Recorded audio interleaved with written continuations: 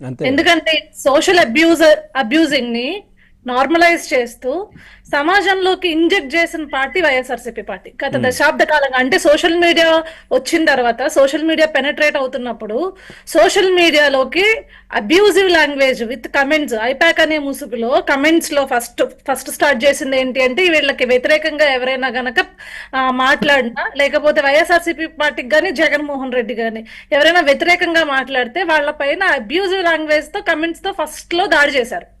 So comments తో దాడి చేసినా కనుక ఎవరైనా ఆగకపోతే ఒక ఇంచ్ వెళ్ళి ఐపాక్ ముసుగులో కొంతమంది సభ్యుల్ని కేవలం ఇదే ట్రైన్డ్ వాళ్ళు బూతులు తిట్టడానికి, వీడియోస్ చేయడానికి, బూతులు వీడియోస్ చేయడానికి, మార్ఫుల్ చేయడానికి ట్రైన్డ్.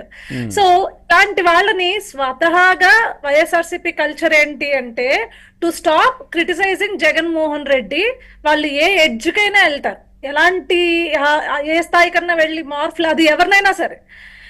ఈవెన్ అది 2014 to 2019 వరకు సీఎం చంద్రబాబు నాయుడు గారి పైన కావచ్చు, వాళ్ళ ఫ్యామిలీ మెంబర్స్ పైన కావచ్చు కూడా చేసిన అంత దారుణమైన కల్చర్ ని క్రియేట్ చేసింది ఎవరు?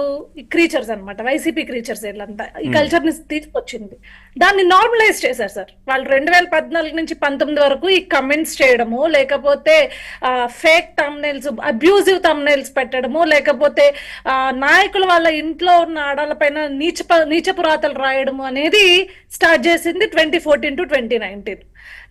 అప్పుడు అది నార్మలైజ్ చేశారు. అది నార్మలైజ్ చేసిన తర్వాత ఆ కల్చర్ ని ఒకంత ముందుకు తీసుకెళ్లారు. అప్పటి వరకు ఐపాక్ సభ్యులు ఎవరైతే ఉన్నారో వాళ్ళకి, లేకపోతే సోషల్ మీడియాలో వీళ్ళు కొంత డబ్బు ఇచ్చి రన్ చేసే వాళ్ళ వరకు ఉండే ఈ కల్చర్ ని ఏం చేశారు అంటే ఇంకొంచెం మరికొంతమంది సమాజంలోకి ఇంజెక్ట్ చేసి దీన్ని నార్మలైజ్ చేసేసి, ఒకవేళ ఒక బూత్ మాట్లాడిన నాయకుడు దాన్ని పెద్దగా తప్పు చూడకూడదు అన్నట్టుగా దీన్ని ఏం చేశారు అంటే ఒకంత ఒక అడుగు ముందుకేసి నాయకులతో మాట్లాడడం మొదలు పెట్టించాడు. ఎవరితో? కొడాలి నాని లాంటి వాళ్ళతోటి, జోగి రమేష్ లాంటి వాళ్ళతోటి వీళ్ళకి మాట్లాడితే ఈ బూత్ తప్పించి, పొరపాటున తెలుగుదేశం పార్టీ నాయకుల్లో ఎవరైనా సరే ఒక బూత్ మాట్లాడిన వీడియో బయటకు వస్తేనే నెక్స్ట్ డే ఆఫీస్ కి పిలిపించి చంద్రబాబు నాయుడు గారు క్లాసులు తీసుకున్న రోజులు చాలా ఉన్నాయి.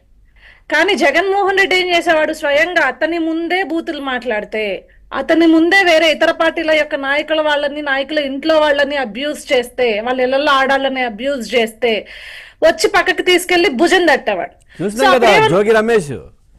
ఎస్ సార్, జోగి రమేష్ గానీ, లేకపోతే ఎందుకు సార్ విజిబిలిటీ మనకి డైరెక్ట్ గా రోజుకి ఒక స్క్రిప్ట్ ఇచ్చి బాగా తిట్టమంటున్నారు ఆయన అని చెప్పేసి చెప్పిన వీడియో మనకి లైవ్ లో అవైలబుల్ గా ఉంది.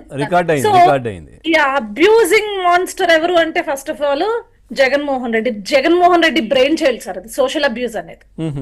అలా చేసి వేరే ఇతర పార్టీల యొక్క నాయకుల యొక్క చరిత్రను డిగ్రేడ్ చేద్దామనో, లేకపోతే వాళ్ళని తక్కువ చేద్దాము అనే ఒక ఆ పాయింట్ లో ఇతను ఇదంతా స్టార్ట్ చేశాడు అనమాట. కాకపోతే ఏమైందంటే సార్ పవన్ గారు, అది జగన్మోహన్ రెడ్డికే బెడిసి కొట్టింది. నువ్వు అట్టు పెడితే నీకు అట్టున్నర పెట్టేవాళ్ళు ఉంటారు కదా, ఇన్ రిటర్న్ నిన్ను నీ ఫ్యామిలీని బయటికి లాగుతున్నారని చెప్పి గతంలో తెగ ఏడ్చాడు సార్. ఎందుకు ఏడ్చాడు? నువ్వు చేసిన తప్పుకు పర్యవసానమే నార్మలైజ్ చేసేసావు. అది సమాజానికి నార్మలైజ్ చేసి నార్మల్ పీపుల్ కూడా అబ్యూజ్ చేయడం తప్పులేదనే స్థాయికి దశాబ్ద కాలంలో వైసీపీ పార్టీ తీసుకొచ్చేసింది సార్. మీరు చూసినట్లయితే 2014 ఎప్పుడైతే అప్పుడప్పుడే సోషల్ మీడియా వస్తున్నప్పుడు ఎవరైనా అకౌంట్స్ నుంచి నార్మల్ పీపుల్ ఒక బూత్ పెట్టాలి అంటే భయపడేవాళ్ళు.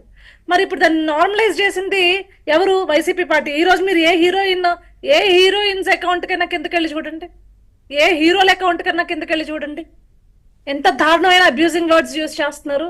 అంటే సమాజాన్ని ఈ రకంగా ఒక తప్పుదోవ పట్టించి దీన్ని నార్మలైజ్ చేసేసి ఇవి పాటించవచ్చు అని చెప్పేసి ఇవి తిట్టడం వల్ల తప్పే లేదు అంటే కొన్ని విలువలు లేకుండా చేసేసిన వ్యక్తి జగన్మోహన్ రెడ్డి హిమ్సెల్ఫ్ అబ్యూజ్ ని ఇష్టపడతాడు, అబ్యూజ్ ని ప్రేరేపిస్తాడు అనమాట, చెయ్యండి అని చెప్తాడు. సో అందుకే అదే మనస్తత్వం అది. ఎందుకంటే హింసను ప్రేరేపించడం, హింసను ఎంజాయ్ చేయడం, లేదంటే తిట్లను ఎంజాయ్ చేయడం ఏంటిది?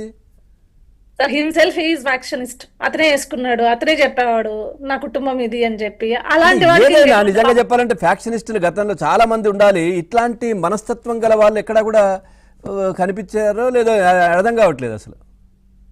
సార్ ఇప్పుడు ఇతను చూడండి, ఇతను ఏమంటే ఇతను శుద్ధలాగా కూర్చున్నాను నేను అంటాడు, నాకేమి తెలియని శుద్ధపూసలాగా కూర్చున్నా అని చెప్తాడు. మిగతా వాళ్ళ కింద ఉన్న జనాలందరితో అబ్యూజ్ చేస్తాడు. అబ్యూజ్ చేయించి ఇతను మాత్రం హై స్టాండర్డ్స్ లో ఉన్నాను, మిగతా నాయకులందరితో నేను అబ్యూజ్ చేయించి వాళ్ళ స్టాండర్డ్స్ తక్కువ చేస్తున్నాను అని చెప్పేసి. ఎందుకు మేడం ఆయన ఏం తక్కువగా? Psychopath sir. ఎందుకు ఆయన మాట్లాడతారు కానీ ఇంతలా మాట్లాడకపోవచ్చు కానీ ఆయన మనం చూసాం కదా అమ్మ ఏదో ఏదో కార్యక్రమంలో పిల్లలు ముందు కూర్చుంటున్నా వెంట్రుక బీకలేరు, పవన్ కళ్యాణ్కు 2 పెళ్లిళ్ళు 3 పెళ్లిళ్ళు, ఆయన మాట్లాడేంత వరకు కూడా ఆయన మాట్లాడతారు ఎవరున్నారని కూడా ఆలోచన చేయకుండా. Abuse is normal to YS Jagan sir. నేను అదే కదా చెప్తున్నాను. దాన్ని ఎంకరేజ్ చేస్తాడు. ఎందుకు ఎంకరేజ్ చేస్తాడంటే he himself is a psychopath. మీకు చూసుకుంటే జనరల్ గా ఏ నాయకుడైనా మనం చూస్తున్నాం అనుకోండి, మొహంలో ఆ స్టెబిలిటీ ఉంటుంది, సో పరిస్థితుల గురించి దాని గురించి అవగాహన ఉంటుంది. బట్ దిస్ ఫెలో మీకు చూసినట్లయితే మీరు ఎక్కడ పబ్లిక్ మీటింగ్ అటెండ్ అయినా ఆ మొహంలో యాక్టింగ్ తప్పించి ఏం కనిపించదు.